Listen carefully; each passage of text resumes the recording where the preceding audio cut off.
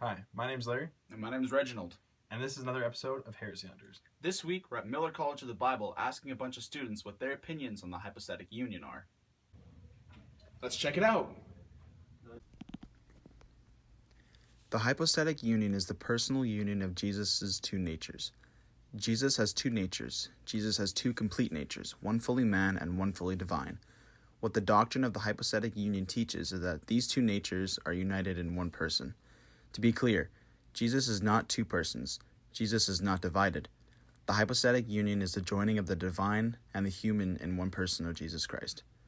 For in him the whole fullness of deity dwells. Colossians 2:9. Hey, I'm Larry. Hey, nice to meet you, Larry. I'm Reginald. Nice to meet you, Reginald. My name is Tony. Nice to meet you, Tony. That's amazing. Okay, Tony, what is the hypostatic union in your terms? My terms of the hypostatic union would be about Jesus, obviously, and he was a man, lived on earth, and he was like 92% man, 8% God. Kind of he was a good guy, you know. And then around the age of 29 to 31, somewhere in there, he kind of started to transfer over. So by the age of 32, he was about 98% God and about 2% man. Okay, and you believe this 100%? Yeah, guaranteed.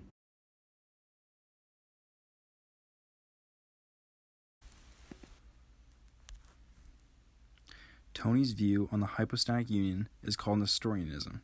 According to Nestorianism, Christ exists as two separate persons sharing one body. Jesus' divine and human natures are totally distinct from one another. This is not a biblical standpoint on the hypostatic union, also known as heresy, because there was never a moment in the Bible where God was improperly portrayed through Jesus as a human, as this view would imply. Hey man, what's your name? There's John. John, nice to meet you, John. I'm Larry. John. I'm Reginald. Is he singing? No, go for okay. it. Reginald? Yeah. John. Nice to meet you, John. Hey, John. What do you think of a hypostatic union? Well, hypostatic union, huh? I think that Jesus was a schizophrenic. Okay, explain. I think that Jesus thought that he was two different people. I think that he thought he was the normal human Jesus, and then he was also God. Okay.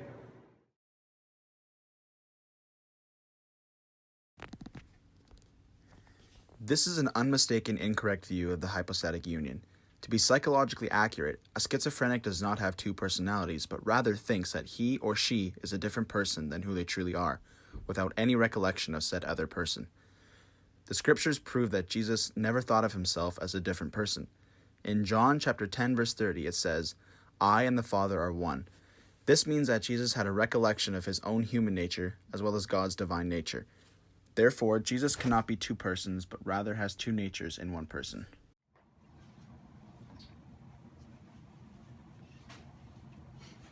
How's it going? How are you doing? I'm doing good. Good. So, crazy weather we're having out there today, hey? Oh yeah, that's some good stuff. Really, really cold. Yep. So, I have a question for you, sir. What's up? What are your thoughts on the hypostatic union? Hypostatic union, yeah. Well, I think that the hypostatic union, it all began when, so Jesus was like this normal human being, and then all of a sudden, at his baptism, God descended on a dove, the Holy Spirit, boom, he adopted Jesus as God.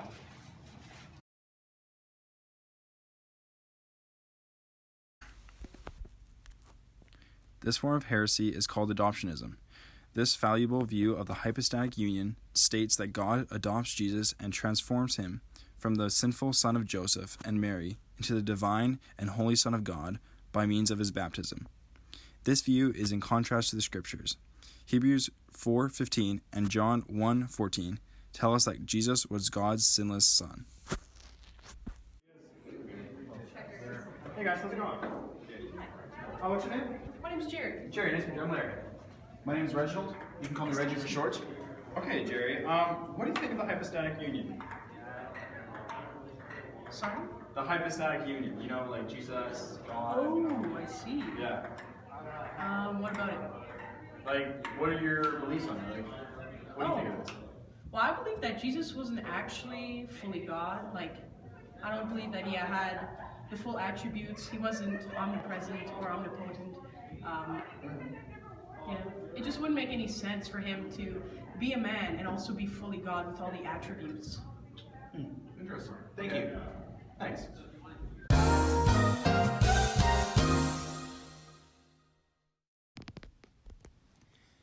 This heresy is called dynamic incarnation. This incorrect view of the hypostatic union teaches that Jesus was like us, but was more connected to God. This view is contradicted in Romans chapter 9, verse 5, where Jesus Christ is called God. Unless it is the complete God incarnate in Christ, the redemptive work of Jesus is undermined.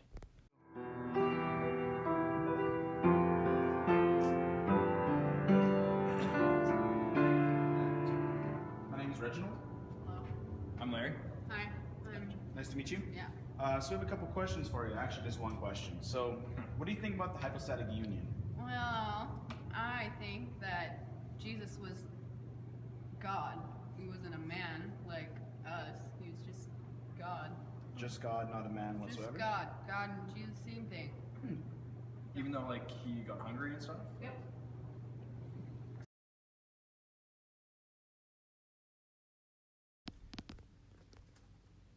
This is what scholars call Eutychianism. Eutychianism denies the human aspect of Jesus, which is heresy. In Matthew chapter 4 verse 2, Matthew chapter 1 verse 23, and Hebrews chapter 4 verse 15, Jesus has clear aspects of humanity. In the wilderness, after fasting for 40 days and 40 nights, Jesus was said to be hungry. He also sweat blood in Matthew chapter 22 verse 44, which is clinically named hematohydrosis. These are the human attributes. The important point is not the issue of Christ's deity, but rather his concrete relation to human community.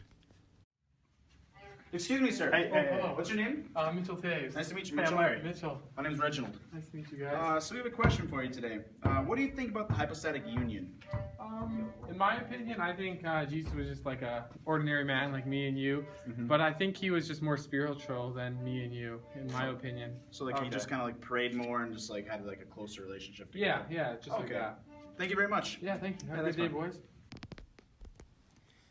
This heresy is called dynamic incarnation. This incorrect view of the hypostatic union teaches that Jesus was like us, but was more connected to God. This view is contradicted in Romans chapter 9 verse 5, where Jesus Christ is called God. Unless it is the complete God incarnate in Christ, the redemptive work of Jesus is undermined. Thanks for watching another episode of Heresy Hunters. Hopefully this episode gave you better insight on some of the heretical views of the hypostatic union. See you next time.